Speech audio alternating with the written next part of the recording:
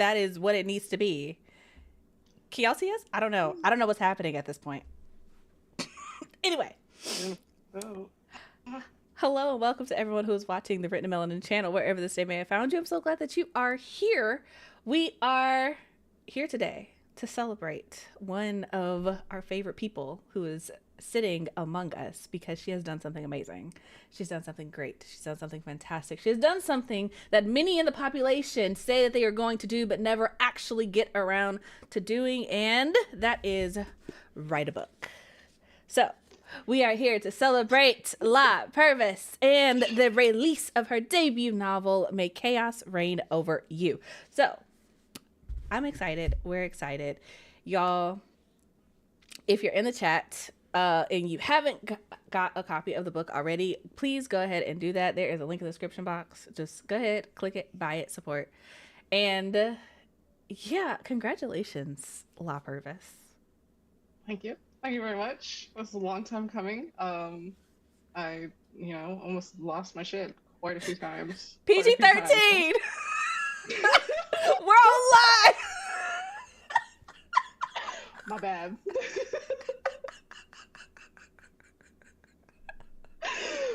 My bad. I didn't say that. Just it's fine. From your mind. Just erase it from your mind. It didn't happen.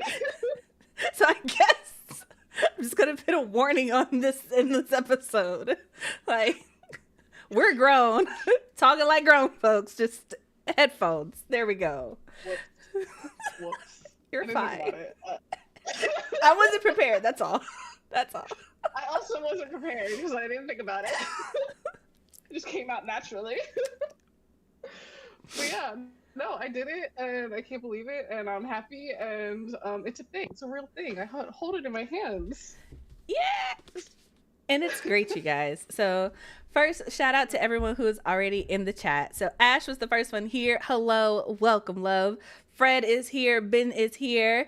DK is here. Hello, welcome. Angels of Power is here. Welcome, you guys. Thank you guys for being here. I'm going to go ahead and say this once. If you haven't already, go ahead and tap that like button, subscribe to the channel, do all the fun things, because we do things like this, and you got to be ready. You got to be subscribed to know about it. So that being what it is, you can also join the channel, and you can hang out with us in the chat anytime during the week. Throw that out there. But also, Tatiana's here with us. I'm so sorry, Tatiana, for glossing over you. You are amazing and fantastic as well. She has also released a book recently. And the last time we were on stream together, we were celebrating her book. We were. It was great. 100%. Yeah, we were celebrating Return This Is the Samurai. I have my shirt on today, so heck yay. Beautiful. I love the shirt.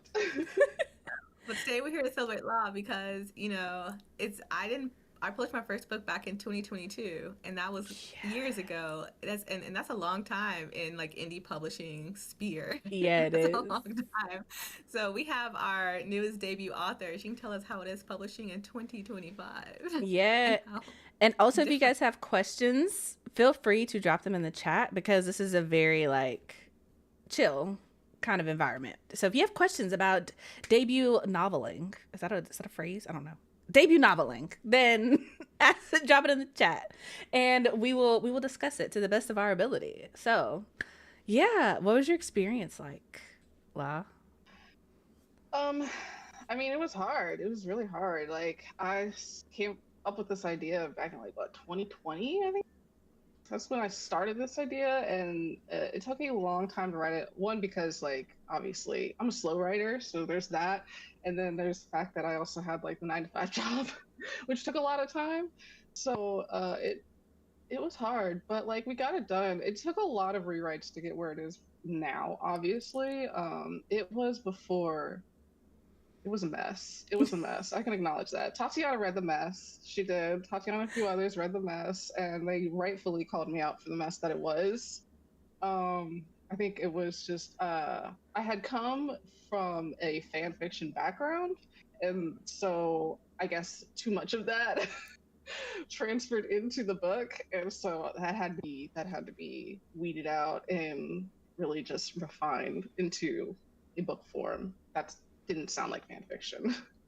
No, that's fair. That's valid. And I think that's something that as a community we could stand to talk about a little bit more, because writing fan fiction is not the same as writing an original work. Like, when you It's have really to not. create the world and the characters and the rules and the magic and the personalities, and you're doing it from scratch, and that's a completely different skill set than when you're doing it from something that has already been established. Right. And especially like it's not only that, like creating everything from scratch, but it's also the fact that um the way that the story flows is much different. Like fan fiction, there's a lot more openness for like fluff scenes and like, little side quests essentially. But with the book, it's really like really need to get down to business. You get down to business to make sure you can keep people like in the interested and in the loop. So You know what it that's something I had reminds to me learn. of? When you put it like that, it's like you have this, of course I'm thinking anime, right? But it's just like when you have the main series, but then you have like an OVA, and they don't do anything in the OVA except have like fun times. Fan fiction is the Yeah, OVA. yeah, like and I really like that OVA, but like I had to learn like no, we gotta cut that down. So that was a big learning curve that I had to get through. Tatiana helped with that a lot. She did. She did. She called me out for it pretty hard. In fact, it was funny because she had read it and she had written this whole long thing, and like one of the first things she said was, "So long, did you write fan fiction at all?" And I was like, "Okay." What I I think it love helps. about that. Oh, go ahead. Go ahead. Like I think it helps that it's easier to identify because I've also written fan fiction, also read fan fiction too as well. And like because fan fiction, a lot of the times the authors don't have the entire book plotted out. So that's where you do get like some of those detours and some of those kind of, it's not as tight because usually with books, you're kind of, you write it and then you go back and draft it and cut out the fluff, right?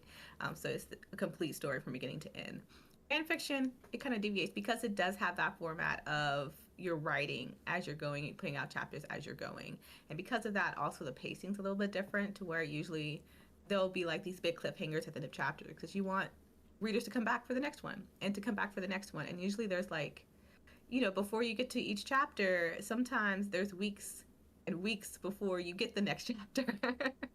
And so you Mhm. have to make it memorable. But that is different in a full novel because usually you have like the full arc, right? The beginning, middle, end with a full closed novel. That's different than fan fiction. But it is very interesting like how you have like you can tell, right, like you have like these different things coming from fan fiction to to full-blown novels, but it's an experience and it's a journey. Oh yeah. When she pointed it out, I was like, "Oh, no, that makes sense. That makes sense." So I had to completely redo a lot of things. A lot of endings got changed. Well, I think that's another thing too, because fan fiction is usually very long. Like, and basically, a lot of fan fiction doesn't have an ending. It just kind of stops. Like, the author gets tired, and you just don't get any more updates. You come to an end of an arc, and then there's just no more updates. So that drives me crazy. I only filter fan fiction that's complete. I can't. I can't.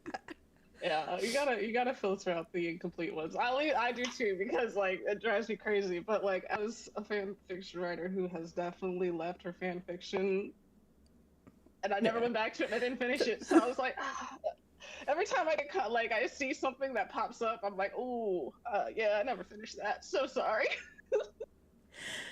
But I think let's talk about that though, like the journey from fan fiction to author, because obviously you wanted to write your own book and you did. Yay. But what was that like? Because I know a lot of people are like, I write fan fiction and I started here, but then this journey took like 5 years for you. It was because you had this idea in 2020. We are in 2025. This was not an immediate overnight, okay, I'm just going to make the jump, make the switch, and then boom, the book is out there. So, like, take us from, okay, we had this idea, and then somewhere along the way, you met me and Tatiana, and then somewhere along the way, we really mean to you. And then on the other end of that, you had a finished book. Mean with love. Mean with love. Mean It with was good. love. It was a good mean. Absolutely. Well, I had been a writer for a long time, but like I had focused mainly on fan fiction. But I always knew that I wanted to switch to writing novels. It just had always been something that I had an interest in. But in the beginning, I had foolishly thought that like I could do them both Oh, at the same time. at the And same time. at the same time, yes, I was listen. I now realize how foolish of a thought that was, but I really truly believe that I had the mental capacity to do both at the same time. And so I wrote them like I had this one story that I have on AO3 that we're not going to mention, and then we had Make Chaos Reign Over You, and while one got more focused than the other, clearly one got finished and the other did not.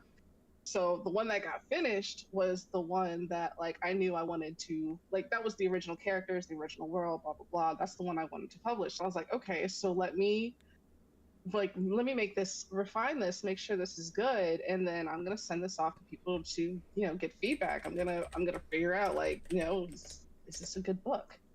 And then I sent it out, and then I realized that it was wishful thinking. It was raw. Thinking. It was raw. It was very raw. And after I got some of the feedback, I realized how raw it was, and like I realized like how like what I was focusing on. Like I was trying to focus on like, because in fan fiction you gotta like build up the characters. So you gotta like explain like, oh, this is why this character does this, this is why this character does this, blah blah blah. So it takes you off on a lot of detours. So I went off on a lot of detours thinking that this was making the character stronger, when in reality it was just pulling away from the plot of the story. So it was essentially, what I learned was I focused a bit too hard on the characters and not enough on plot itself. So I had to find a way to like mesh them together, which is where obviously you, Tatiana, and others came in and helped me like figure out where those areas were that I needed to either pull back or put more focus on. Which is what I did. And then it turned into an actual book with a beginning, middle, and an end. And like after I got to that point of having the overarching arc and the beginning, middle, and end, I realized like, wow, okay, so that all that extra stuff in the middle really was just like taking you off. I could really see how the middle dragged so hard in the beginning after I had done the many rewrites afterwards. So it was very eye-opening. It was very eye-opening. Hindsight. But also to recognize the strengths that you had, because even the draft that I read, you, and again, you say you come from fan fiction, and one of the things that we say that it's usually more difficult for fan fiction writers to do their own original characters and to do their own worlds. But I would say like Law's world was very fleshed out. Yeah. And her characters were very fleshed out from the draft that I read. So like, how did you get there from building your world and building these characters? So I'm into D&D. I mean, that's valid. That's valid. I'm into D&D, so like I basically took what I did with D&D and I just kind of like made a character sheet essentially in my head. Like a lot of this was done very much so in my head, and like I just kind of like threw it on the page. Like I didn't actually write it down, but like I kind of knew once I had it settled in my mind what I was trying to do, and then I solidified it as I was writing the story. So my stories are very character driven. So I built the characters first, and then after I built the characters, then I built the world around it. So like, for example, the first character that I built was Hezi, and I knew that I wanted her to be chaos, chaos incarnate and stuff like that. Well, I didn't know that at first. The first thing that came to my mind was I had this plot or this prompt I found online one day randomly, and then from that prompt, I was like, okay, so that's an interesting idea. What kind of character could I like do with that? But the prompt was something about like the flower shop owner who was down and out and having a bad time, and then this like mafia person came in and like threw buku money at them, and they were great and they fell in love. So I was like, okay, That sounds like a billionaire romance. billionaire romance. So I was like, okay, that's interesting. Let me just play with this idea. So I started with Hezi, and Hezi, she became chaos, and I was like, okay, so where does chaos, what am I gonna do with this chaos? Why is she here? Like, what's happening? So um, Hezi just became a loner. She was like, I wanted her to be a bar owner instead of a flower shop owner, so I made a bar, and I didn't want it to be just like a regular schmegular world. So I made it fantasy, but then like I got this idea of creating this bar within a like a little pocket in this universe. So I was like, okay, so what if she just created this bar, and this bar was a part of her and chaos? So then that's how that developed. And then I also obviously I had to think of the love interest, and like I'm obsessed with dragons. So I was just like, well, why don't I just throw a dragon woman in here and call it a day? And pretty much that's how it started. And it just grew from there. But the thing that I love is just like, even when you're talking about it, you can hear the layers and how it was just like, okay, I started here and then it grew, and then I realized that I needed this, and then it grew from there. And one of the things that I personally find when I talk to authors is just that a lot of authors, especially when they have really intricate fantasy worlds, it's just kind of like, it very rarely it's just like boom, it came to me all at once, and I knew that it was going to be this, and I knew it was going to be that, and etc. It's usually like it started with this small little nugget, and then over time I added to it, and it grew and it expanded into what it is, into this really big and expansive world where it's just like now you have characters in this world that feel lived in, versus like you said at the beginning where you were like you were hyper focused on the characters, and it was just kind of like, now what is happening here? It was a lot. It was definitely chaotic, in not the great way, but like it was definitely Okay, so, but that being what it is, I realize that we are like 15 minutes into this, and I have not asked you the one question that every author hates the most in their life. What is your book about? Okay. Well, my book is about chaos, the embodiment of chaos. She owns a bar, and then this dragon alpha comes in. Basically, she gives an apple to the wrong dragon, and it pisses off the alpha of this dragon's coven. And thus, and therefore, here comes the alpha basically to get revenge. In a way, it's kind of like she's coming here to she's coming to kill her. That was the goal. But then once she got there, she could no longer couldn't do it. She couldn't kill her. There was a reason behind that, but I don't want to tell you. But so instead of killing her, she basically is like, okay, so I'm just gonna be a thorn in your side until I figure out what's going on with you. And their bond grows over time, and they develop into the beautiful romance that they have. So it's an enemies to lovers sapphic fantasy romance between the embodiment of chaos who owns a bar and the dragon alpha who comes to kill her but ends up falling in love with her. Pretty much. If that sounds interesting to you, click the link in the description to go get this book.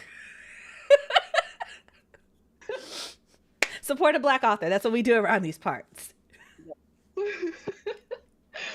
Promise, it's a fun time. It is a fun time. I enjoy it. I definitely have like an intention to go back and reread it, just because I feel like I would enjoy that. I feel like that's important. Read it to work on the next book if there's another one coming. Yep. I will have to reread it anyway, so we'll see.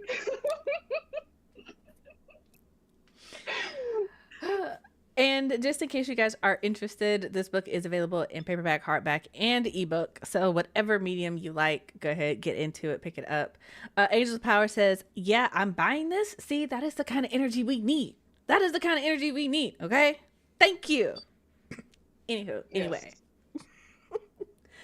My brain stopped in the middle of that sentence. I hate that for all of us. Because I had a really cute segue and everything, and it just left. It just left. Just gone. Forget your segue. Forget it. No smooth transition for you. Nope. But there are a couple of things that I did want to talk about. First, who is your favorite character in the book? Because I know that me and Tatiana probably have different characters simply because we're similar, but we're different too. Overall, it's a mix between Emery and Jinx. I really enjoy Jinx a lot. Jinx is Hezzy's companion, who basically it's like her best friend pretty much, Mm-hmm. and she's really the voice of reasoning for Hezzy because Hezzy's very illogical sometimes because again she is chaos. So there are moments when she's like very calm, cool, and collected, but then there's other moments where she just completely goes unhinged, and Mm-hmm. it's all emotional based. So when she gets over emotional, she kind of like loses her logic, which is where Jinx comes in and kind of goes like, "Yo, maybe take a seat and maybe think about what you're doing here because it's getting a little wild." And then Emery's my favorite just because like she's fantastic. I just adore Emery. Emery is the woman of Dragon. my life, I guess. Yep. Also, on the cover, the Dragon Alpha, that's Emery, just in case you guys were wondering what she looks like. And she's gorgeous. Yes. She's beautiful. She's fabulous. And I love her to bits. She's very calm, cool, and collected. She's very soft, but also very powerful at the same time. Very no nonsense, and she really is like also very protective of like those around her, which is also part of the reason for the conflict between her and Hezzy is because Emery's so protective of those around her, and Hezzy's just like, yeah, well, it's y'all's fault. So. She said that's not my problem. No, it's not. It's literally not my problem. I don't know what you want me to do about this. And Emery's just like, okay, but it is your problem. You're the reason for this. So that's the problem between them. Gotcha. I'm not. All right, Tatiana. Wait, I cannot hear you. You're muted. You're muted. Okay, all right, I got it. So I'm not too far off. My favorite character is Emery, the Dragon Lady. I don't know. I guess I'm the older sister. I love no nonsense characters. I love characters that take care of business. So she does. She's my type of character. I'm very serious. I feel like I'm the outlier. I don't know if I'm saying her name right, but is it Brione? Brione? Yes. I liked her because she was just like, look, I'm just here following orders. I don't understand how I got in this fight. I don't understand how we got in the situation to begin with. Like, I'm just trying to be over here minding my business. And then, oh, look, chaos is showing up. Oh, look, crazy shit is happening. Like, she's just going with the flow. Brione's definitely the sweetest one of the group. She is. She 100% is. Yeah. Is she the friend? She is in the coven. She's in the coven, and she probably wouldn't know her. I changed her name from your version. Okay. Oh, right, okay. I feel like we have to talk about that. And I see y'all's questions in the chat, and I'm trying to pin them so we don't forget because you do have a couple of questions, La. But I feel like we need to talk about this because this is something that I mentioned so often on the chat. Because if you guys are not aware, if you're just tuning in for the first time, first of all, welcome. This is the Author Council. Who you see on screen is the Author Council. And when I tell you that we love each other, but there's a lot of like savagery that happens when books get sent out. And it's just like, wow, I need to take a step back. I'm not going to talk to you guys for a couple of days. I appreciate you for being honest with me. Still love you. But also, I'm going to go be in my corner and cry about this. I'm going to go cry for a minute. Let me be. But that really sharpens up the stories that we put out into the world so that they are like their best and final versions, right? And so in the process of all of this, also Fred, have a good day, have a good meeting. Hopefully we will still be here when you get back. In the process of this, we have a system. Usually we each read it at different times. Usually Tatiana goes first because she reads really fast and she's savage. And if Tatiana says you're good, you have made it. You don't need to change anything. You're good. So when she's got something to say, she got something to say. So, slight plug, if you are real about being an author, like if you really about that life, like you're not just talking a good talk, you walking a good walk, you write the best book, hire Tatiana. Let her yell at you with love. She's so nice about it when she does it too, and it's crazy. She says the craziest things in the nicest voice. So respectful, so sweet, and then it's so hurtful. It's like the cutest little knife you could possibly conjure. She's a verbal assassin. She's gonna smile at you, and then she's going to rip you to shreds, and then she's gonna be like, "Are you okay?" And then you're going to thank her for it afterwards. Yes, and you're gonna be like, "Can you do this again?" Thanks. Absolutely. I'm gonna need to do this quite a few more times. Yeah. But that being said, Tatiana read Law's book first, and after that, it came to me. And so we have both read the book cover to cover, but we have read different versions of the book. And I feel like that also kind of ties into this current conversation going around on Threads. I'm be honest with you, I don't even know the full details of the author click conversation. But what I will say is that it's important to have your people, to have your community, to have your homies who are going to be like, I love you and I think you're talented and I want to see you be successful. However, in order for you to get from point A to point B, I think we should revisit this book and fix the beginning, middle, end, and all the characters in the world building at the same time. Just write something completely different, but with love. Completely new. Like, honestly, you can send it to Tatiana, who will say, "Okay, get rid of the whole middle part and just tighten this up together." And then you send it to Chelsea, and she'll say, "Okay, so change the entire ending and change the direction of the series that you were gonna do, and just make it a whole new thing." And you'll go, "Okay, I hear you." I feel like you're not a real author until somebody tells you rewrite the whole thing, but with love. With love. With love. With love. Respectfully, you have to rewrite everything. Yeah. And you will.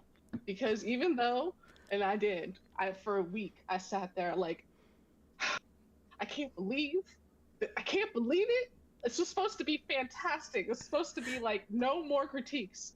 And bam, rewrite the whole thing all over again. Well, here we are. And to be fair, we're getting on Tatiana because she's amazing and she's definitely the best at it. But we also get on her too. She's not immune from this. Yeah, so I'm definitely not immune. Whole chapter sprung into being because Chelsea hasn't read a book. So chapter too. I mean, I like it. And I'm just like, I have to send them my book, and I'm like, oh my God, am I ready for this? Ugh, Jesus, be offense. Chelsea's next. I'm excited for it. God. Your turn. I'm like paranoid, like, damn. Okay, it's fine. I already know that I'm going to go into it and be like, yeah, this is great. Ben said it was good. And then Tatiana's going to be like, so what's the point? Where's the plot?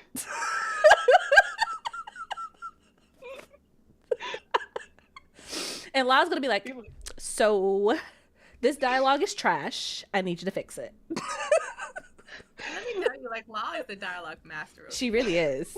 She really is. I try. I just talk to myself a lot, and that is honestly probably what does it for me, because I will sit there and like read out the whole dialogue, and if it doesn't sound right, I'm gonna have to change the whole thing. Well, that's a great technique, authors and writers. Read your dialogue out loud and make sure it sounds right, well spoken. Yeah. Mm-hmm. It also, just another thing, be careful of names and like nicknames. Too many times that's like put in like every other line. So I just know y'all are gonna get on me for that, but there's a reason for it, and I'm already prepared for the defense, so it's fine. Okay, as long as you're ready for it. I'm ready. You're ready for it. It makes sense. You know, we're not talking about me. You had a question. You have a couple questions from the chat, actually. So the first one is from Fred, and hopefully he'll come back and see the replay. But his question was, at what point did you know the book was ready to be released into the world? And I feel like this is a really important question, especially as a debut, because you do get to a point where you have to put it out. But, you know, for me and Tatiana, it's been a while since we have had to cross that hurdle the first time. Well, for me, honestly, I think I rewrote it so many times that I kind of just got to this point where I rewrote it so many times by myself, like before I'd let anybody read it. And then I was like, there's only so many times that I can rewrite this before, like, I'm going in circles pretty much, essentially. So then I had to let others read it. And then once I let them read it, then I got feedback. So I was like, okay, so now I got to rewrite it again. And then so I did until I got to a point where I was like, okay, this might be where it needs to be something that I can put out. And then I had others read it again, and then I was told to rewrite it again. And so I did. And after I did that, I kind of just like, I don't even know if it's like a good way to explain it, but just something like, as I was rewriting it and then afterwards rereading it, I was kind of just like, no, this is what it needs to be. this is even if I were to rewrite it again, I wouldn't change it much from where it is right now. The most I would do would probably be like, I'd maybe add something. I'd maybe, you know, just revise something, like the wordage of something, you know, if anything. But like, I really just feel like, no, this is what the story should have been from the beginning. And that's kind of just how I was like, you know, this is what it needs to be. There's really no other way for me to explain it other than that. It was just kind of like a feeling like, no, this is the book I wanted. This is a book I want to read. And so like this book makes me excited, and like I'm happy with it. So that's what I did. I was like, okay, let's do this. Let's put it out there. Otherwise, I'm never gonna do it. That's another thing. I really put a lot of pressure on myself. With if I don't do it now, then I will never do it. And that also helps me with my, no, I got to do this. Yeah. It's gonna be good. I mean, I think that's valid. And I've talked about this before. I know I've talked about it with you guys, and I think I've mentioned it in the after chat a couple times. But I feel like for every author, there gets to a point where it's just like, okay, I have to do it. And that doing it the first time, I feel like is the hardest time that you have to be like, I'm gonna finish the book. First, getting to the end, writing a complete book from beginning to end, writing an ending, right?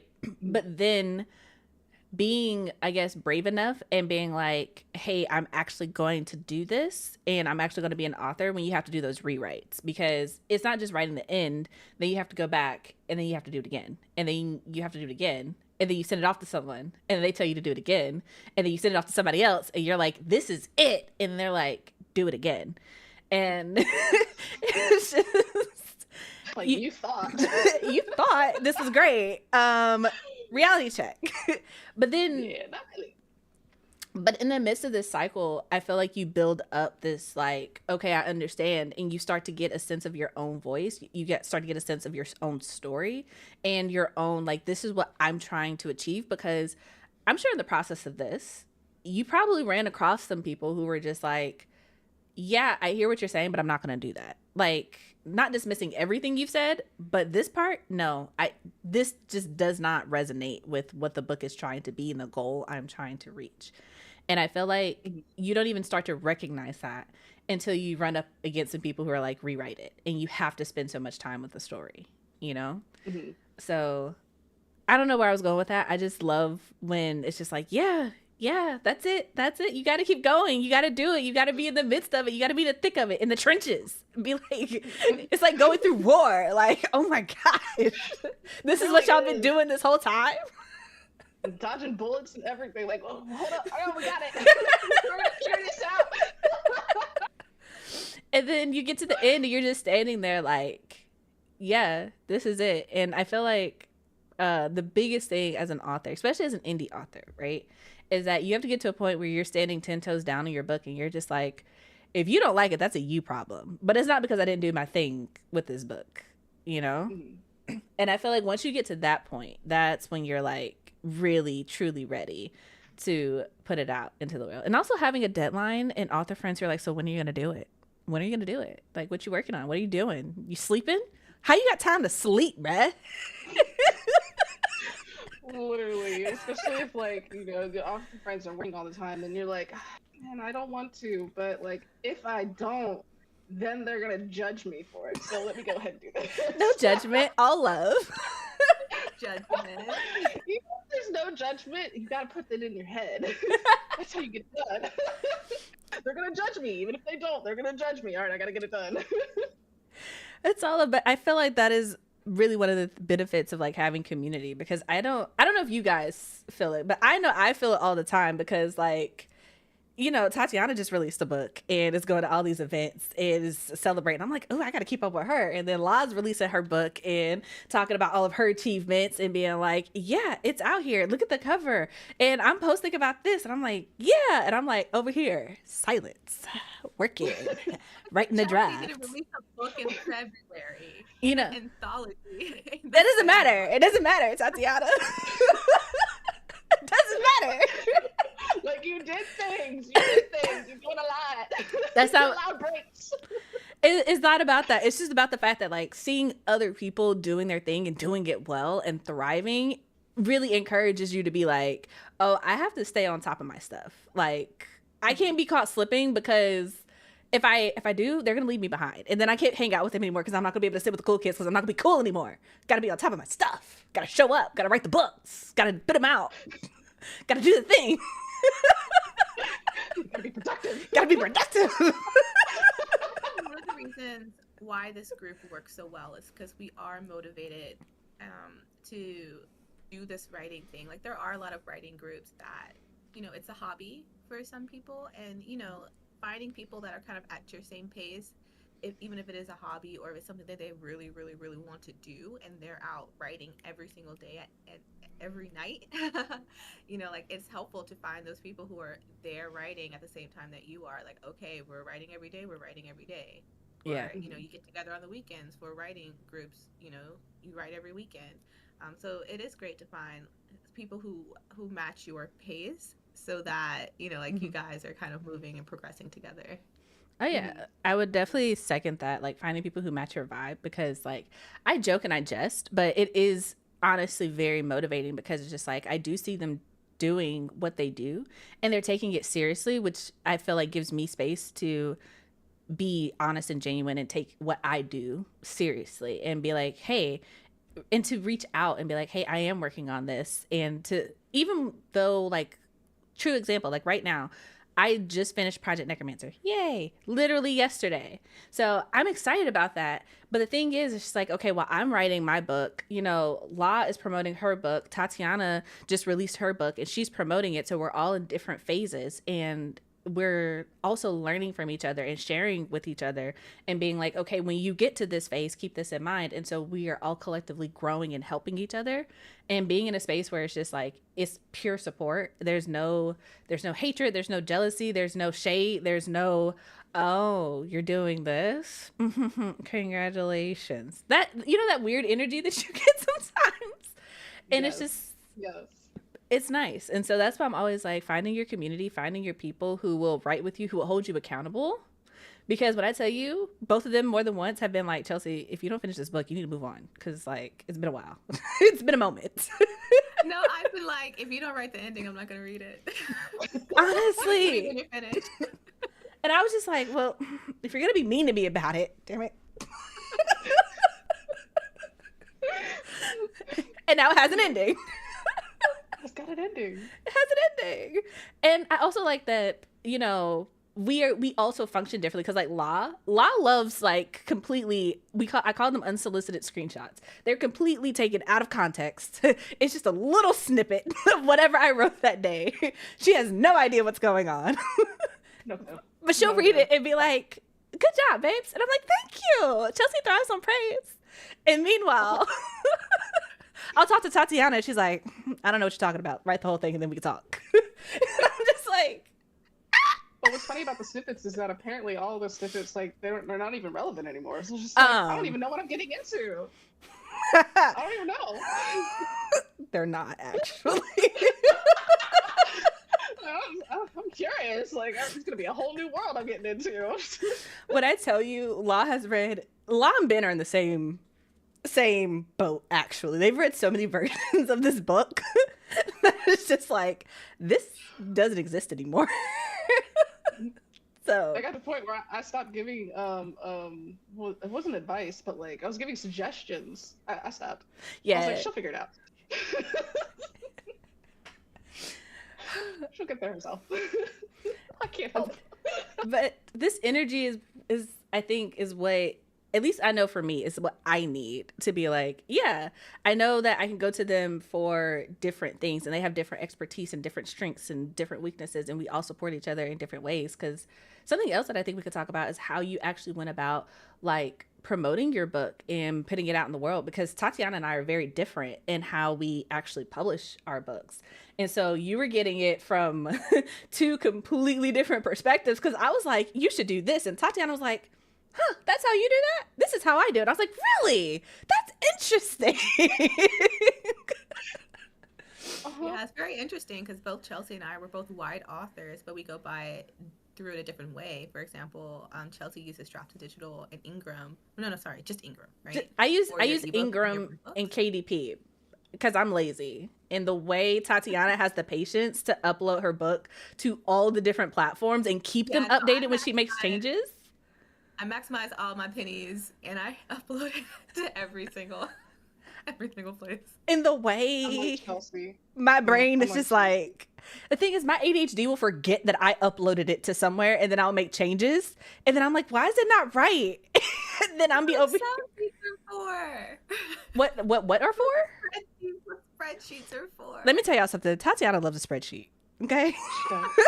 Tatiana's a spreadsheet queen. Okay. Yeah. If it could go in a spreadsheet, it's in a spreadsheet. It's impressive. I don't know how. I'm like Chelsea. I got Ingram and I got KDP. My brain won't focus on anything else. I know there's other things, but I'm like, how I can't even wrap my mind around trying to keep up with all of the things. So I'm just like, Ingram, do your thing, distribute. Also, Mags has to hop off, so have a good day, love. Sorry we didn't get to answer your question, because that was literally the next question we're gonna ask. Sorry, this is what happens when we get together. I'm so sorry, you guys. I'm trying to answer your questions. If you have questions for La, put them in the chat. I am trying to answer them one by one. So next question is actually from Mags. Unfortunately, she's not here. Hopefully she'll catch the replay. What challenges did you encounter with pacing the enemies to lovers progression between Hezi and Emery? Oh man, there was a lot of challenges because it also stems from the fan fiction like stuff. In the original, Hezi and Emery, like, they didn't get along like at all. Like, and especially because Hezi is just so mean. She really is. She's really so mean. Like, she really is just like, I don't mess with anybody other than me and my corner, and I need everybody to leave me alone and don't talk to me. And don't tell me what to do. Let's stay out of my business and, let it be. So initially, like, they were enemies for like a good portion. Like, it took to like chapter 18 in the first like, right, for them to even like start to not be so hostile towards one another. And then afterwards, after I started refining it and things like that, I tried to keep in mind like what I wanted to do, like with the overarching plot, because it's not just about the enemies to lovers getting back together. There's also the aspect of the ex boyfriend coming in and basically trying to screw everything up as well. So when I focused more on the ex-boyfriend, that kind of sped up other things for Hezi and Emery, because the immediate problem was no longer Emery herself, but it became the ex-boyfriend. So once the major problem shifted, it was, in my mind, it helped me to logically make it so that Hezi wasn't so hostile towards Emery. Like, it wasn't as bad. So then it opened her up to basically listening better, and so that they could basically bridge that gap that was separating them a little smoother than what it had initially been in the original. Because it really was in the original. It was like there was a lot of hatred. There was a lot of hatred, and then something happened, and then bam, no, I don't mind you that much. So after, but that's a good writing tip, right? Like if your enemies to lovers is too slow burn, consider adding an external conflict. Yeah.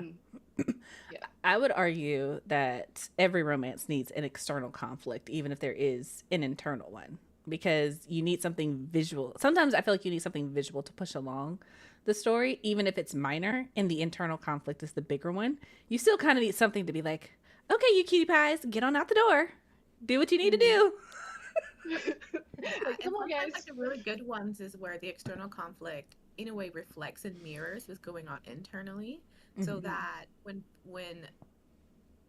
the external conflict is resolving, it's also resolving the internal. So all the resolution comes at the end of both arcs. Yes. Yeah. So I think it worked pretty well. Again, the external conflict really helped a lot, because again, in the original, the external conflict, it was like such a minor thing in the original, and then but it was supposed to be like a major thing. So once I had that recognition made to me, once I think it was Tatiana who pointed out to me. No, actually, it was Chelsea. Pointed it out to me. One of us did. One of y'all did. Pointed it out to me, and I was like, okay. So I do need to make this a bigger thing and a bigger focus. So once I did, I was able to essentially just I lost my train of thought midway through, but you got me. We follow you. It does help to have like a layered approach to critiques and reviews, because I know when I reviewed it, one of my biggest suggestion was to cut some of the middle and to tighten it up. And I think that helped Chelsea to be like, oh, look, this problem with the ending, you need to expand it. I would definitely say that layering critique is really helpful and important, especially when you have people in your corner who are going to attack it from like kind of the same standpoint, because, I will say this is such an interesting way to think about it. I feel like Tatiana and I are in a better situation than you, La, because we're like, okay, I know for me, I'm like, Tatiana does developmental, La does copy editing. I've got both areas covered. But with you, me and Tatiana both do developmental. So I think it makes sense to layer it, because if you had sent it to the same story to both of us at the same time, it's likely we would have come at you with the same thing and you would have just gotten it twice.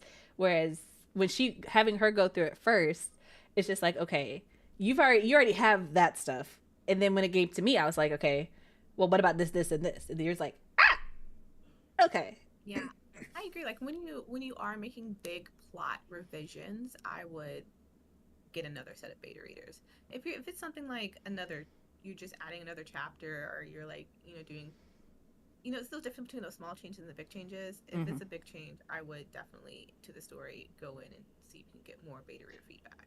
Oh yeah, absolutely. And I think that's also something that you kind of hone as an author as you go along, between when you're like, I know that this story needs changes, but I'm not sure what it is at this point, so I'm going to send it off, versus when you're like, this is the story, but I need to know what you think about it, and I will tighten it up or what needs to happen, but I'm not rewriting it from scratch, right? Right. Those are two very different type of energies that require different levels of like feedback, Right, yeah. Yeah, for example, I tend to be on the latter end, to where like I know exactly what the story is, and usually need some tightening up help, or sometimes forget things. I have a bad memory, so having people to catch me on things that I've forgotten is helpful. Knowing your strengths and weaknesses is definitely help as a writer. Definitely helps to get better critiques. Yes. Also, I'm going to add this here because I agree. Oversimplified Productions just hopped in. Hello, welcome. And they said stellar fro. And I agree. Her fro be froing. It's all natural. She said this did not come from a shop. It is attached to the scalp. It is attached to the hand, I promise. It'd be a pain sometimes, but you know what? We make do with it. Yay. That being said, do you guys have any more questions for La about May Chaos Reign Over You, or about being a debut author, being a debut indie author, being a Black debut author? Any of that? Let us know in the comments, in the chat. I don't even know what I'm talking about at this point. But The place where you write things. The place where you write things and we read them. Mm-hmm. Right there. Right.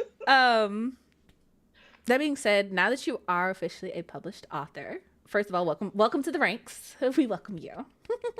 Thank you. Thank you so much. I'm happy to be here. I would say, what advice do you have for debut authors coming up? Like, they're working on their book and they're like in that phase that you were prior to this of like, I gotta finish it, or they're in the middle of rewrites, or they're in the middle of like, is anybody gonna like this? Can I put this out? How do I do this? You know, the freak out before you actually do it the first time. The freak out is hard. You know, it can be really it can really like stop you first, because it stopped me for a bit. Like I really questioned myself for a while, but I think I just kept going back to the book, and I just kept reminding myself like what I loved about the story, and like reminding myself that this is what, like, if I want it, like, there's somebody else out there in the world who wants it as badly as me. And, you know, it's just kind of one of those things where I was like, I just have to keep motivating myself. You know, I had to keep, you know, I had to get new artwork. I had to get, you know, I had to go back and like, you know, really refine characters, or make new characters. And it just kind of, all of it together really helped basically like grow my love for the story. And so with that growth of, you know, how much I adore the story, I really just was like, no, I need to do this, because not only do I love the story that much, but like it's always been a dream of mine to be an author. I've always wanted to do it. So the only thing that was really stopping me was myself. So it's one of those things where I was just kind of like, am I really just going to sit here and keep what ifing myself and like letting myself fall into this spiral of I'm never going to get it done, even though I really, really want it that bad? Or am I going to just do it? And it's kind of one of those jumping off the cliff things. I just ran and jumped.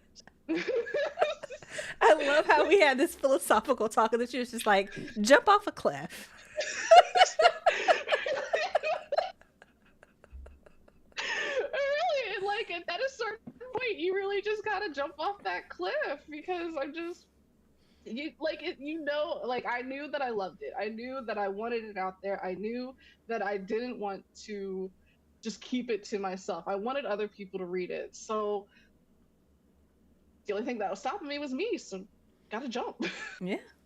At some point you have to pull the trigger. You just have to do it. Oh, like Yeah. Nike, just do it. Just do it. Exactly. Get it done, you know? And then, you know, after I did it, I was just like so proud of myself, so happy that I did it, that I was like, thank goodness that I didn't give up on myself. Really, it's just like this is a thing. I made this happen, and now I can do it again. Now you can do it again. I can do it again. So I'm just like, yeah, I really wanted to do it for me, and so I just kind of like I treated myself. Essentially, I treated myself. I love it. And honestly, I'm so proud of you, because I know that I haven't been on this journey since the beginning, but we've been in it for a while. And so it's just like watching you go from like, hey, I have this book. It's not quite done yet, but I think I got something here. And, you know, I think for me, even the fact that we connected was a thing of like, okay, you're actually serious about this. Because for those of you who don't know, we started out like La hired me to be her coach, her indie book coach in the beginning. And it just so happened that we hit it off, and I was like, oh, I really like it. She's like, I like can too. And then we've been locked in since. But for me, it was really one of those things of like, yeah, like you're actually serious about this. You're not just talking about it. You're taking steps and doing the research and figuring out what needs to happen. And I think that's also like a really good indicator as like a person when you, as I'll say, when you're ready to go from like writer to author, because to me, anybody can be a writer. Writers is you just enjoy writing. That's when it's like kind of a hobby. It's something that you like to spend your time with. But author to me means professional. Author means like, okay, this is now a career path. Even if it's just a side hustle, it's something that I take seriously, right? And I feel like when you go from writer to author, there's a moment where you're like, let me figure out what I need to do. And it's not necessarily you start in that moment, but it's just that thought in your head where it's just like, I need to figure out how to do this. And that's when you start to make that transition. And I feel like at that point, that's when really, especially the author community really opens up. And you start finding like, oh, there are people here doing this. And there's so many ways to be an indie author. And then you come across people who are like, this is the way I do it. This is the way, you know, I've seen other people do it. And I'm going to stop there. But there are a lot of ways to be an indie author. And so I'm always excited when people find the path that works best for them. And it's a positive experience where it's just like, oh, I did this. It was work. Yeah, there are things to learn from. Yeah. But I think I'm going to do this again. Like, this is it. And it's just like, yes. I feel like the Powerpuff Girls in the intro, you know, it's like, and thus an author was born. Yes. Sugar and spice. Everything nice. A whole explosion and all. Yes. Chemical X and everything. Exactly. You get it. Y'all get it. So I'm just excited for you. I'm excited this has gone well. I'm excited that the book is out in the world. I'm excited that you have beautiful cover art, that people are enjoying your book, that they're getting your book, that you're supporting your book. Like, I don't know. I love to see people win, especially when it's just like, yeah, you worked for that. You earned that. You did it. Mm-hmm. You know? It was hard, but it was worth it in the end. I 100% like every win that I got, I was like, it's just, yes. Put that in my pile of things to remember for the rest of my life and look back on. Never forget. It's yeah, it definitely 100% has been a fun journey. A lot of research, like you said, because I didn't always know what I wanted to do. I like after typing the end, after I was just like, what do I do after I hit the end? So then you have to look into other things, and I decided to go indie because I like control apparently. So that's valid. But I have specific needs, like, and obviously that came out in the cover because the artist did a fantastic job. Things by Betty B on IG. But she working with her was really great experience because it was like I had an idea and I was like, I want this, and I knew exactly how I wanted the characters to look, because like the characters that you see is like the characters that are in my mind. Like they've been in my mind the whole time as I was writing the book. Like this was always how they were supposed to look.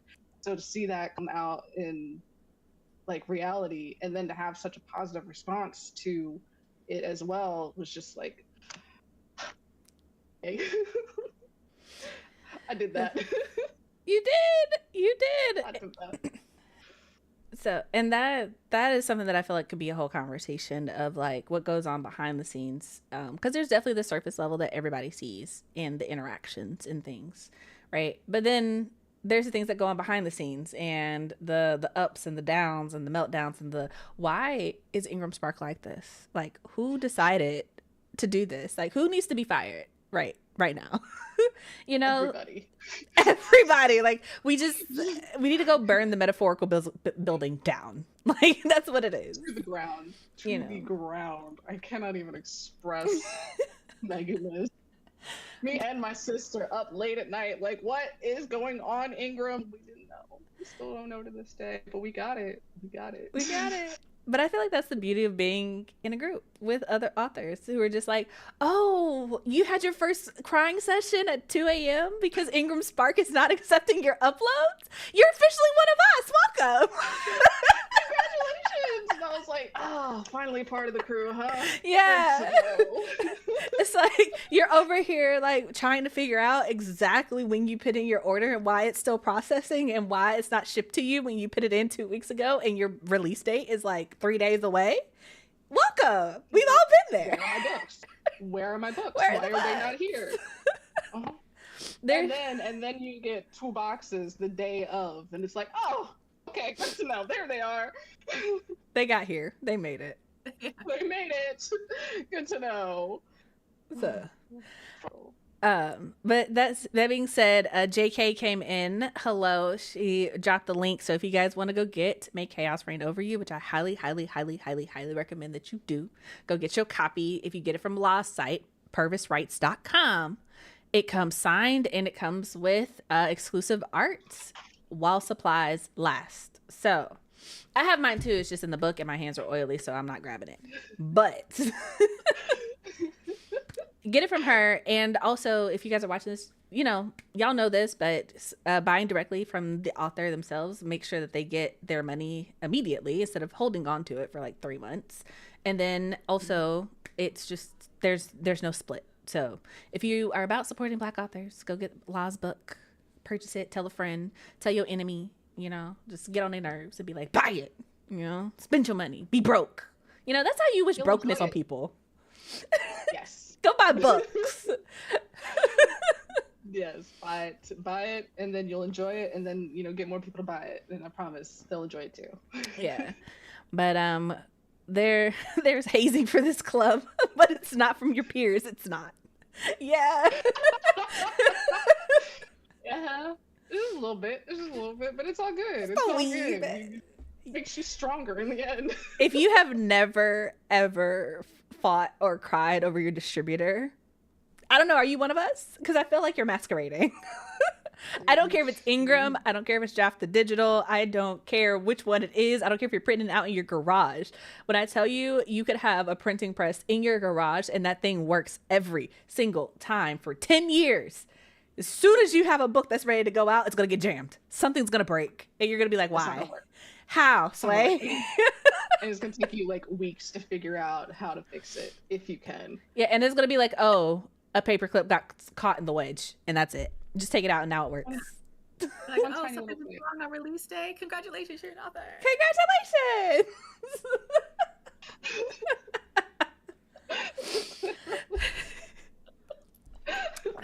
But okay, wrapping this up, and this is a question for all of us. This is a 2-part question. Law, you get to go first because it's your release day. I will say, what is your best memory from your debut, right? And then what is your, I don't say worst, but your greatest obstacle with your debut?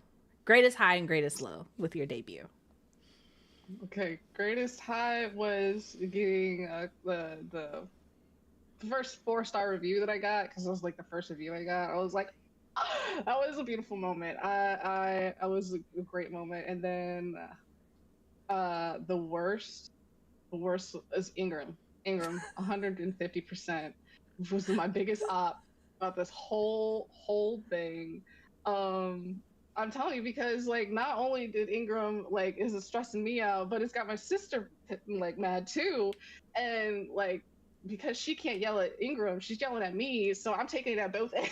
And it's like, come on, this is not my fault. I swear, if I could burn it to the ground, I really would. I don't know how to fix this. So Ingram was definitely my biggest op, but definitely biggest high was getting the first review. I was so excited to actually hear that people were like really enjoyed reading it, and that they actually really like understood the story, and like they made connections to things that I was like, yes, that's what I wanted. So that was a good moment. I was really excited about that because I'd never gotten that before, so I was just like, people like my story. They like my writing. What? that was it. Love it. Tatiana, I know you got to go back in the archives. We got to go back in the archives, but No, Especially for my debut, it debuted back in 2022, in March of 2022. And it's one of those books where I did not have social media. I was like at 10 followers. That was family when I threw this book out into the world, jumped off my cliff, right? um, so, I, it's it has received like positive responses so far, but I think one of the biggest things that meant a lot to me happened like 3 years later, where the book finally broke even, like it earned enough for its production cost. Like that meant a lot to me because it meant that I can continue doing this. It meant that I had enough for another book. It meant that I can keep this career going a little bit longer. So like supporting indie authors, supporting, like buying their books, it means so much because that's all we have. Like there's no royalty, there's no advances, like that's all we have. And so all the money that you put in means one more book. Like it literally does. Yeah. And so that definitely was a special moment to me to be able to be like, you did it. Like my first book, you did it. You made it. I think the greatest obstacle is the book did debut with a few grammatical errors, and there is something that because I formatted the book, and like for some odd reason there were some periods dropped off. All these things are fixed now. I'm so glad people told me about these missing periods. All these things are dropped off, but are fixed now. But it's one of those small things that you find on release day, and you're just like, no. Like, no, there's one of those things that happen. So yeah, it is definitely much cleaner now than when it first debuted back then. But that definitely was one of the obstacles that I still have nightmares. She said it still haunts me. Oh, that's real. That's real. As someone who has also been dealing with that, yep, I get that. I get that 100%. Valid. I would say that for me, and I'm going to talk about We Are the Origin because we don't talk about keeping promises. Um, I would say that the biggest high was the first time I got on social media and I saw somebody talking about my book. They didn't tag me. Like no one in my circle knew. Like no one in my circle had like shared it or liked it. It was just a random video in the wild, and my book was there. And I was just like, what is this feeling? What is going on? This is insane. I have no idea who this person is. None of my mutuals have any idea who this person is. And they're just out here talking about my book like, yeah, like this book was great. I loved it. I enjoyed it. I'm looking forward to the next series or the next book in the series, and just like talking about it and recommending it, and never saw me on social media, nothing like that. And I was just like, that's insane. That, and I would say it's tied for whenever someone's like, oh, my friend bought me this book or my friend recommended me this book. And it's just like, wow, somebody read it and they liked it enough that they bought a copy for their friend. That's insane. Like, wow. Are you sure about this? Are you sure?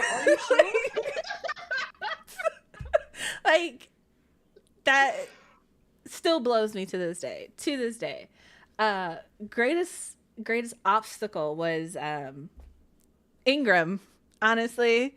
Like, Always at the scene of the crime. Always is at the scene of the crime. It is holding the knife, the smoking gun, everything. Yep. It's covered in blood. It's like I did it. It's not even trying to pretend like it's not the problem.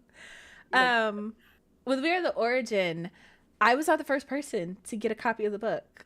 Because I ordered them, and yeah, they messed up my address. They tried to send it to someplace in Texas instead of to me. And if you're not aware, with Ingram, if they ship it somewhere and it's not accepted, they ship it back to where it's sent, and then they destroy the books, right? And you don't get them. And so I spent like 2 weeks trying to intercept this package because they were sending it to the wrong place.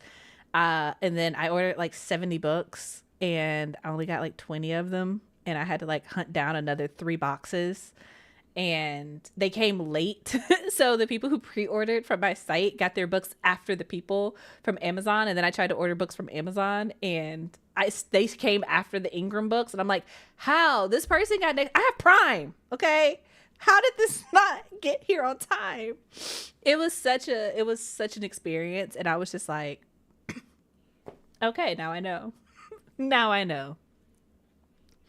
But yeah. But it was, I don't know. At this point, I feel like it's a badge of honor. I feel like we all have stories of Ingram. We all have stories of like, well, shouldn't have done that. I'll do better next time. You know?